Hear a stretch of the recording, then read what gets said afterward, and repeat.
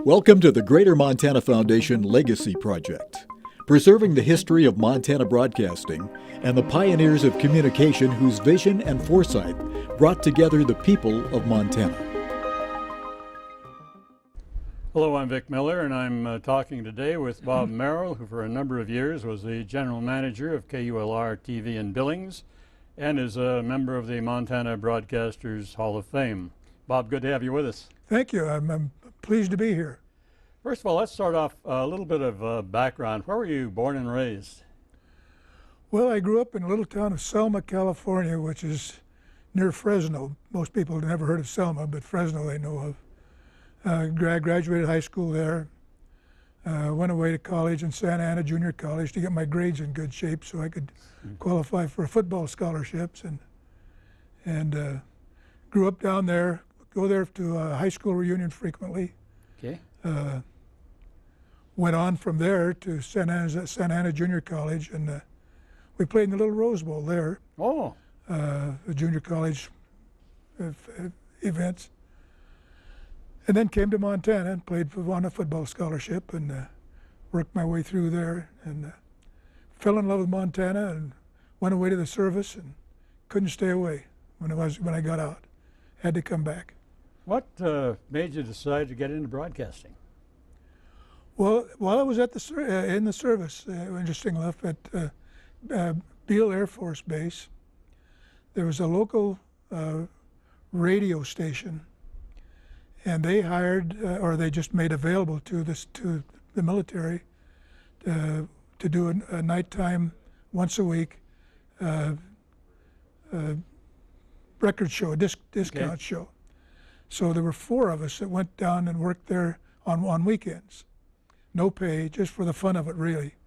And with the 4 of us, it was a by request station. The time that we did was on a weekend. And we took turns. You'd answer the phone for a while, give it to one of the guys, and they'd go find the record, and the other guy would be on the air, and then we'd shift so it wasn't all boring, but it was fun, a great experience. And I came away from that saying, wow, that's kind of fun, that's kind of neat. So when I got out of the service, I said, well, let's see what happens. And at that point, I thought I better get to work and make some money and make a living. So after a long go around, went to work for Procter & Gamble as a sales rep in that area in Montana. Did that for a couple of years, and one day, Bud Blanchett, you remember Bud? Oh, yes. Who has passed away, I'm sure you're aware. Bud stopped me on the street in the car. In those days, Procter & Gamble had a moon on the door, so you couldn't hide. And he asked me if I'd be interested in selling there for them. So to make a long story short, it wound up, that's what happened. I went to work there at KFBB in Great Falls. Worked in radio and television. Old Joe Wilkins was the owner of the station in those days. And a tough bird that guy was. And at one point, he and I got crosswise for something or other. And I said, okay, you know what you can do with your radio station or TV station. And I left and went to work for a food broker because I kind of knew that business from my Procter & Gamble business. Sure. And then sure enough, new owners came in and they made Bud the GM at the station. And he contacted me and said, hey, why don't you come back? So I did. Joe's not here anymore, so it's safe. So I went back to the station and there ever since. Bud was an interesting guy. I got to know him quite well from the old Skyline Network. And Sure. his affiliation there. Sure. And a brilliant writer. He was. He did an awful lot of writing for other people, and they used his material Sure. and really looked good. Sure. He was secretary for Governor Bonner, I believe. Yes, I think so. At one time. Interesting man, you know, and he made us work on Saturday mornings. We had to come in and do sales conversations and so on. You know, what outfit's doing this and doing that and so on. And it was a good experience, great experience. And then, of course, he ultimately left the station. And when Harriscope from Los Angeles, they bought it and hired Bud back as a manager. Okay. And he called me and said, "Hey, why don't you come back?" Which I did and was there ever since. So you bounced in and out of the business on numerous occasions. Yeah. I don't know, maybe I'm harder to get along with than I thought. How about some early experiences in broadcasting? There's been a lot of changes, of course, over the years. It's a totally, I guess you could say the same thing about any business, but broadcasting is a totally different business than it was 10, 20, 30, 40 years ago. Yeah. Well, I think I could tell you an experience that we had that was at KFBB in Great Falls, which was located out on the outskirts of town, kind of north and west of town. And it was a radio station to begin with, and old Joe Wilkins, then when television came along, they got into that. And of course, I went to work there. And at one point, there was we were at that time everything was on kinescope film and that sort of thing, or live, you know. Right. And our network was in and out. Bud Blanchett arranged with the Air National Guard. This was before live television, before live network. He arranged with the National Guard in Great Falls to fly down to, I think it was Kansas City, I'm not sure about that, somewhere, and pick up a kinescope recording of the World Series football games. Oh, okay. Or baseball games. Yeah. And then they would fly back and give it to us, and we'd play it that night. So that's how that was as close to live television as we, or network television we could come for quite a while.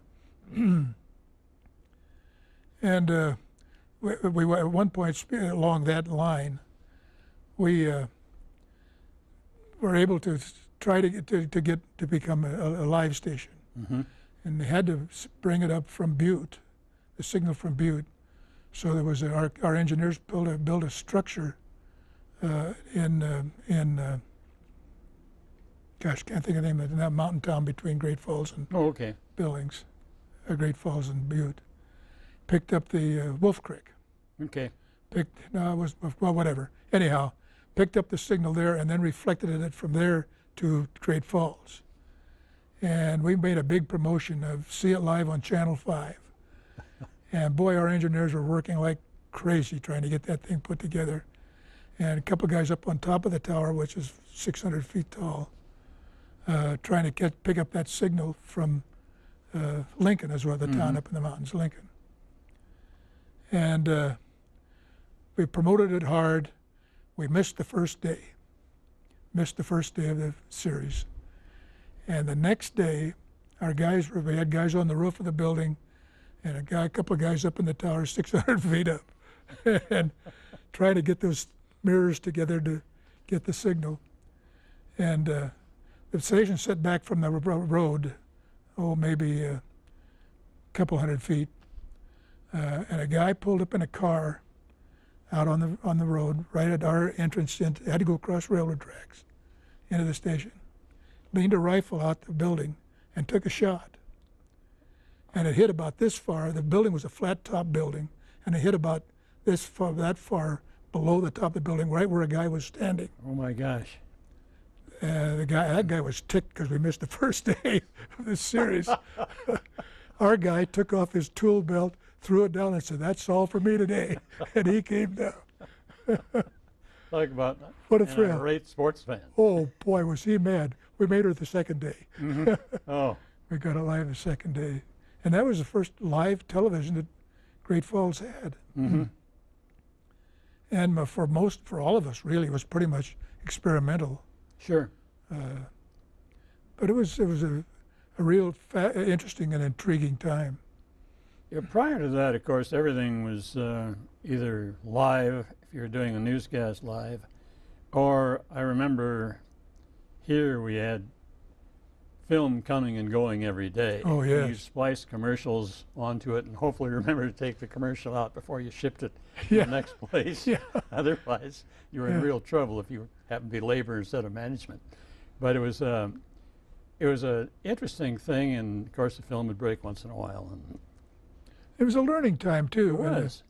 And frankly, I think there was some awfully good television came out of those days. You know, our staff artist for some time was Herbie McAllister. You know, who did Oh, sure. Puppet Show and so on at KULR.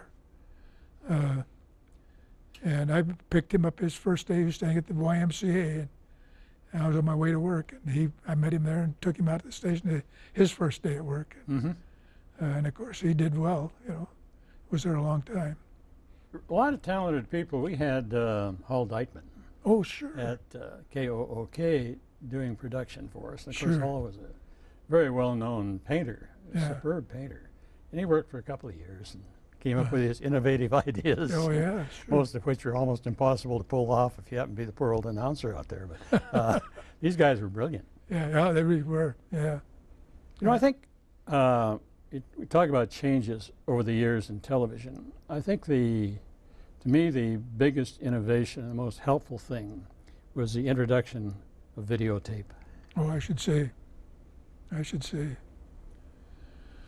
We had when we were trying to get videotape, we bought some big old recorders. Gosh, they were big as a car almost, I think, on 2-inch tape. It was on 2-inch width videotape. And to promote it, I was a member of the local ad club, and that was a really very big and active club in Great Falls Sure. in those days. So we made it our deal that we were going to do the program on whatever X date it was, and we cut a reel of 2-inch tape and cut pieces of 2 to 3 inches long, and put it at each place Oh, at the and for the luncheon.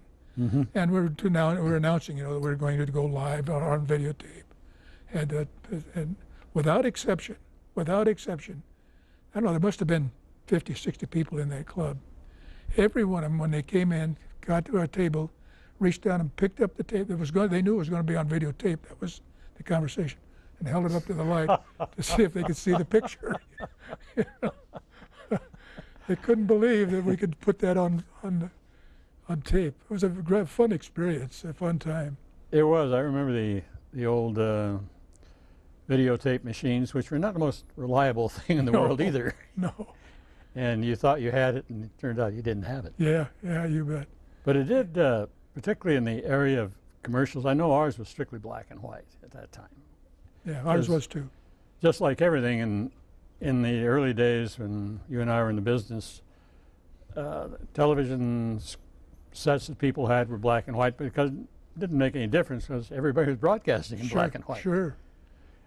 That was another really big innovation, of course, is when local color television came to Great Falls, Billings. Yeah. It was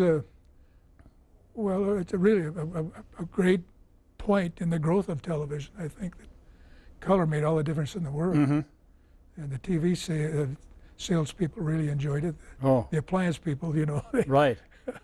Yeah. good business for them.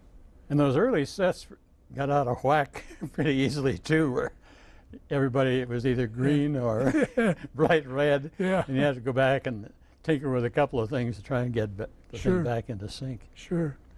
Yeah. We were talking earlier about, I know when television first came to Billings in 1953, people were buying television sets, and they were not inexpensive. Yeah. A TV, black and white television set back then cost $300. Oh, yes. Which was my gross pay working for a radio station Sure. at that time. So it was a real adventure back then when, and of course all the friends and neighbors come in and want to see the Sure. thing on television. Sure. I know in Great Falls in those days when the station first went on, they put up the, what was it called? Oh, the old test patterns? Yeah, the test patterns, yeah.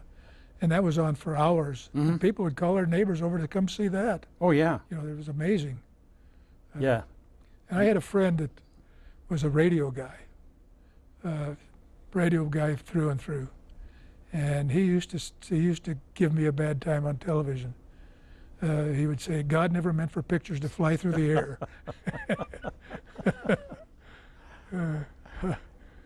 It's also interesting when I was in radio, people would meet you the first time, and then they'd describe what they thought you looked like, just because of your voice. Yes. And of course, that was the same with Gunsmoke. Originally started off on radio, and William Conrad played Matt Dillon. And of course, Conrad later went on and played Jake and the Fat Man and Cannon and a couple of other things. Sure. But he was not what people envisioned Matt Dillon as being, so he couldn't make the transition over to television. Sure. And of course, they brought in James Arness to do it at that point. But radio in that period was fascinating in that it was a theater of the mind. Sure because people envisioned how everybody looked. And then we went into television. I recall meeting an old guy one day walking down the street down to the Northern Hotel, and he stopped me and said, "Are you Vic Miller?" And I said, "Yes." And he said, shook his head and said, "You know, all these years I've seen you on television, I thought you were just a little short bleep." So I said, "Appearances can be deceiving." And he said, "They sure can." Sure. That's funny. That's funny. Everyone had to make their own pictures for a long time. Yeah, they did. Yeah. And even now, of course, they've got on a news set, as you know, they've got the adjustable chairs, so everybody looks like they're the same height. Sure. And then it comes a bit of a shock sometimes when you meet folks in person that you've watched on television for years. Yeah. One of the things that has been a big change is the advent of so many cable channels and how the lines have been blurred between news and commentary. In the olden days, like on CBS, Walter Cronkite did the news, Eric Sevareid did the commentary, and you knew exactly what was news, what was commentary. Sure. Now, heaven knows. No, it's all the same anymore. Yeah. Yeah. And you get, and you have, you know, you run the gamut. You have Fox at one extreme, MSNBC at the other, and the blend between what is news and what is commentary is somewhat scary. Sure. And so much opinion that's not voiced as opinion, but indeed it is by whatever group is doing the news at that point. It's a whole new world, and it's amazing the influence that broadcasting and television in particular, I think, has on what happens in this world. It's amazing, stunning. Never thought I'd really be part of that. It's an experience that I wouldn't have missed for anything. I left the television station twice, and went back because I just fell in love with it. You know. It is somewhat addictive. Yes, it is. It is. Yeah. Another big change that we saw over the years, and particularly with your background in sales, is originally, if someone was running a political campaign, newspaper was the route to go. And that has totally changed now. So everything is built around television spots. And that's how you get your image out, and it's a 30-second soundbite. Yes. And that determines elections. Yes, it's amazing, isn't it? Amazing. And that's become an industry unto itself, really. Just the political advertising. I mean, not necessarily from the station, but from the advertising position. You just can't run for office without having a heavy television schedule. Oh no. You don't. I guess you can, but not if you want to win. No. No, it's and it's hard to believe that even in a place like Montana, you have millions upon millions of dollars being spent on a race for the United States Senate. And unless you've got $3 or $4 million, like you alluded to earlier, forget it. Sure. Yeah. I don't know where we're going with all of that. That's at times I think that the FCC is or at least was pretty dominant on what the stations can and can't do. I think they've mellowed us to some degree, maybe in some cases almost too mellow to some of the things that you do see on television anymore. I think we were fortunate in growing up, if you will, in a period when that medium just materialized and grew into what it is today. I don't know if that's good or bad, but it's I wouldn't have missed it for the world, I must say. Great experience. Wonderful people for the most part, you know, but the meaning of what it does out in the world it's amazing, frightening. In a lot of ways it is. One thing that has always bothered me when they talk about, okay, we're going to reform, we're going to put these rules in, that's just for private television stations. It doesn't affect the things you see on cable. Yeah. And so any effort at reform is, wait a minute, you know, you're wasting your time Sure. because there are too many other sources of which the FCC or government at this point has absolutely no control over. Yeah, that's true. That's true. You know, I had changing the subject, I guess, a bit, but an experience that really surprised me. It was fun. My wife and I used to own a cabin up in Red Lodge. Oh, yes. And frequently we'd go the back way and stop at, can't think of the little town now where the school is. It said that the school right on the street. Oh, Belfry? Belfry, yes. Yeah. You know, where the bats are. Yeah. We'd stop there for a beer or something on our way into Red Lodge. And we were in there one after, it was Friday evening, sitting at the bar and having a drink. And there's a young fellow, probably, I don't know, 15, 18 years old in there shooting pool. And he recognized that those days I was doing quite a bit of air work. And, Sure. he came over and he said, I know you. And I said, well, no, I don't think so. I introduced myself and so on. He said, what do you do? And I said, well, he said, wait a minute, I'll tell you. I'll tell you what you do.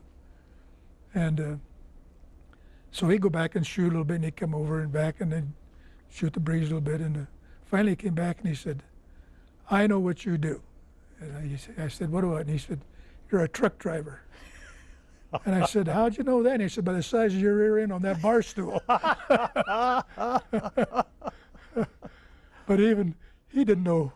He knew I was something or someone, right. But he didn't know who or why. Funny experience. Yeah, it's interesting how people will come up. You know, if they recognize you, I know you did a number of things, like let me talk to the manager and some things like that on KULR when you were the general manager there. And people will come up and say hello to you, and you don't know if it's somebody you've known and forgotten. And at this stage of our lives, a lot of it is forgotten. Yeah. Or if somebody just came up to say something because they recognized you or thought they knew you. Do you still get that? Yeah. Do you? Mm-hmm. I don't. I've been away from it long enough now that no one knows who I was. Yeah. Well, I still work 2 minutes a week and do one commentary for the station, so I get a little bit of that. But it's mostly, you know, older people that you knew. Sure. And, sure. But it's been kind of interesting. And looking back, if you had it all do over again, would you do it? Absolutely. You bet. I wouldn't have missed it for the world. A great experience. It was well, of course, it was new in those days almost too, you know, and it was exciting and new and different things were happening all the time. Yeah, I wouldn't have missed it for anything. I'd probably go back for less wages now just to be there. Don't tell anyone that. No, and you certainly wouldn't tell anybody when you were still working. No. On the way down here, before I came down into the studio for the interview, I stopped very briefly in the control room and just quickly counted. There are 50 monitors on the wall. Really? No kidding. And you know, when the station first got going, and I'm sure it was the same with you, you had basically a board and a line of sight to the studio so you can see what was going on. Sure, but yeah. And that was it. That was it. Now they've got, you know, the thing looks like a Johnson Space Center up here with boards and monitors, and I think, my gosh, I don't have a clue as to what's happening anymore. I had an experience kind of along that line. We had in our studio, this was in Great Falls, back in the old days, so to speak, and there was a ladies' clothing store, and they bought some time, wanted us to do with a model, a gal with this beautiful formal dress. So I happened to be around when they were discussing all that, and I said, well, why don't we build an arbor and put her on a swing, and she can swing in that, and that'd make a great shot. The chief engineer says, well, that won't work, Bob. You know, she's going to be just there. And he said, she can swing all she wants, but it's going to just be blurry. Then it's not going to, and she won't show up on the screen. Oh, sure it will. Tony was his name. Sure, Tony. Gee, if we'd do that. So anyhow, he said, well, finally we'll show you. They built the arbor and put a swing in there and sat down in it, and they done it, just blurred, nothing. You know, it didn't get the picture at all. So I admittedly, most of my employees knew more than I did, I must say.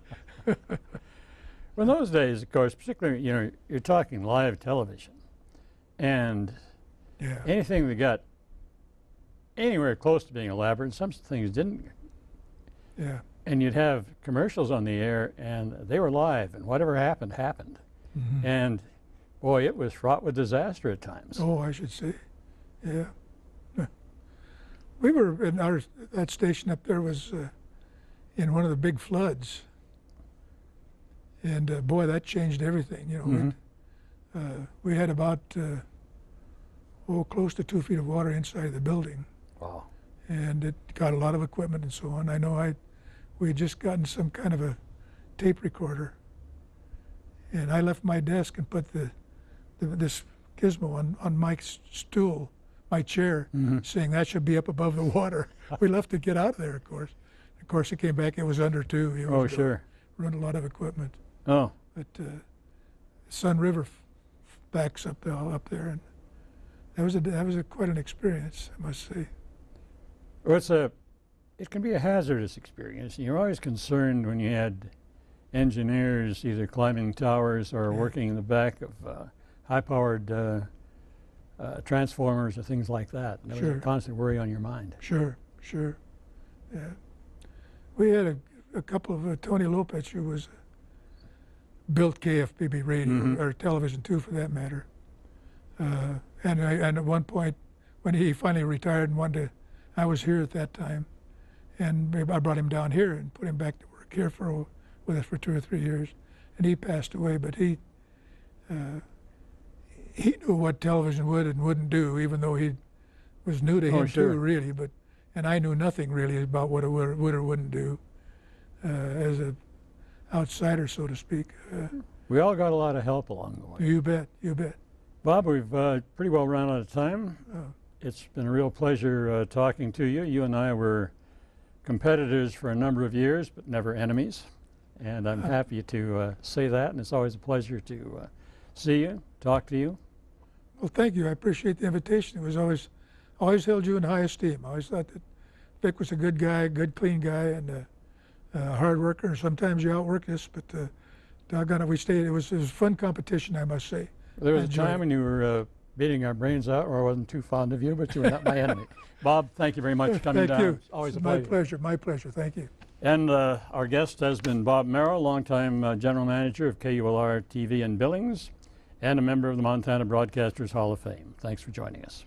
This programming series is brought to you by the Greater Montana Foundation, benefiting the people of Montana through communication of issues, trends, and values of importance for present and future generations of Montanans. And by the Montana Historical Society, Big Sky, Big Land, Big History. And with the help of Cordillera Communications, with stations in Billings, Bozeman, Butte, Great Falls, Missoula, Kalispell, and Helena. Cordillera Communications, the Montana Television Network.